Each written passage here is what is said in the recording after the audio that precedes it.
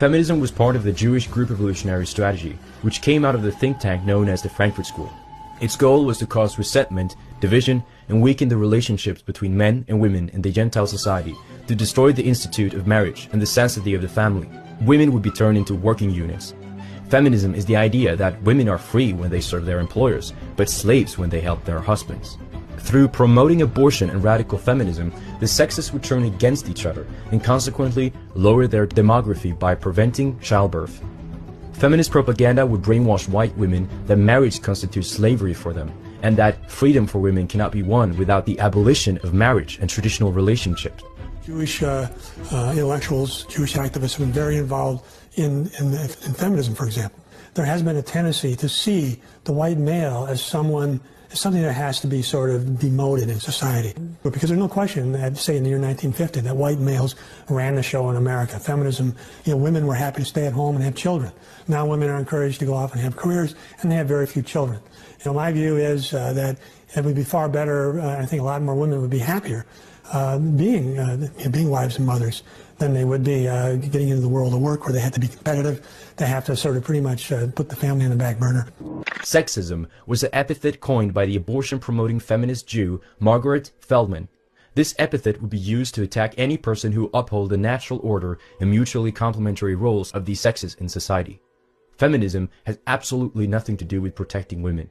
It is a cultural Marxist program to degrade and subjugate white men, and of course also white women.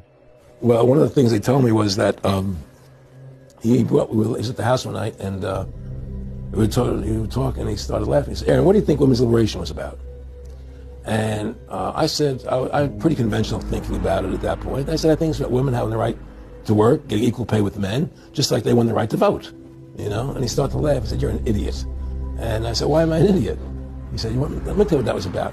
We, the Rockefellers, funded that. We funded Women's Lib, And we're the ones who got all over the newspapers and television, the Rockefeller Foundation." He says, "And you want to know why?" He said, "There were two primary reasons. And one reason was we couldn't tax half the population before Women's Lib. And the second reason was, now we get the kids in school at an early age. We can indoctrinate the kids how to think. It breaks up their family. The kids start looking at the state as the family, as the school, as the officials, as their family, not as the parents teaching them." And so those are the two primary reasons for Women's Lib, which I thought up to that point was a noble thing. When I saw their intentions behind it, where they were coming from when they created it, the thought of it, I saw the evil behind what I thought was a noble venture.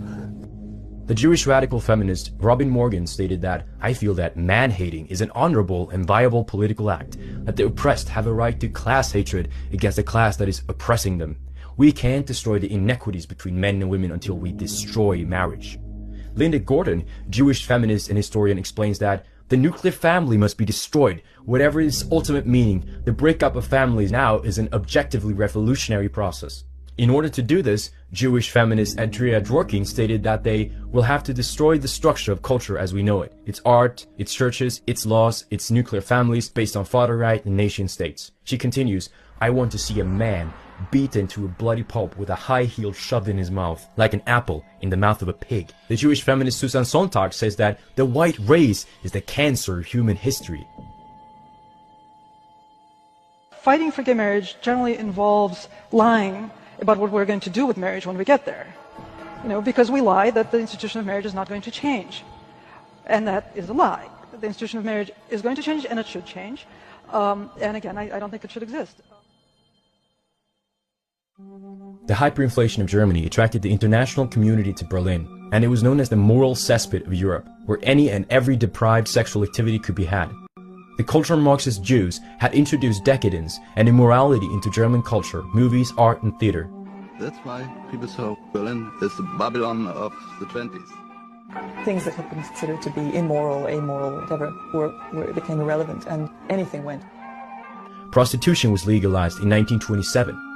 Mother and daughter teams offered their services to the same client simultaneously. There were no fewer than 17 different prostitute types in this brothel city. There were clubs where lesbians liked to whip schoolboys, and you'd find military officers sitting there with children sitting on their laps. So a lot of it was play acting, but there were quite a lot of people who also indulged in it. The first homosexual and transsexual propaganda theater plays were made in Berlin in the 1920s. The first adultery theater plays were made by Jewish authors. Places that you hadn't noticed would turn into outrageous strip clubs.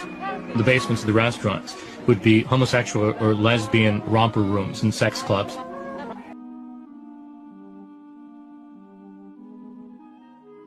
When you have unemployed, you also have an increase in sex workers. But it wasn't just Berliners. It was tens and maybe hundreds of thousands of young boys and young girls who were coming to Berlin to participate in this hard currency sex traffic. It was a city that was filled with lesbian life. There was the idea that everywhere you went, you didn't have to hide what you were. Pedophilia was normalized. Underage girls managed to make a lucrative living in Berlin as prostitutes. Little girls were freely available and could be ordered by telephone and deliver like takeaway meals to clients. Every intellectual was leftish. The whole political right wing, which basically came from Munich, did not play any role in the beginning. The whole town was in the hands of leftish ideas. Dr. Manfred Reifer, a well-known leader of the Jews of Bukovina, said, "Whilst large sections of the German nation were struggling for the preservation of their race, we Jews filled the streets of Germany with our vociferations. We supplied the press with articles on the subjects of its Christmas and Easter, and administered to its religious beliefs in the manner we considered suitable. We ridiculed the highest ideals of the German nation, and profaned the matters which it holds sacred." Jewish-owned publishing houses like Benjamin Harfst, Leon Hirsch, and Jacob Stahl and Company were distributing books that openly undermined Western traditional values.